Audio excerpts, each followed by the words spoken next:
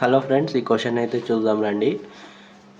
Percentages నుంచి the salary of a person decreased by 10%, by what percent it should increase to be it's original salary.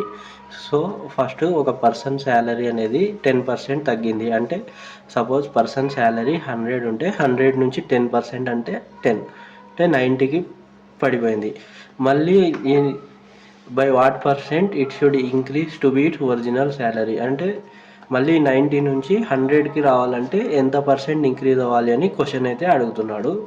ఇప్పుడు 90 నుంచి 100కి రావాలంటే 10 increase అవ్వాలి. 10 దేనిపైన increase అవ్వాలి? 90 పైన ఇంక్రీజ్ అవ్వాలి. సో 10/90 మనకు పర్సెంటేజెస్లో అడుగుతున్నాడు కాబట్టి ఇంటూ 100. 0 0 క్యాన్సల్. 100/9, 9 1 జా 9, రిమైండర్ 1 వస్తుంది. మళ్ళీ 9 1 జా 9, మళ్ళీ రిమైండర్ 1 వస్తుంది. సో 1/9. సో ఆన్సర్ వచ్చేసి 11 1/9 అవుతుంది. Option 2 is correct answer.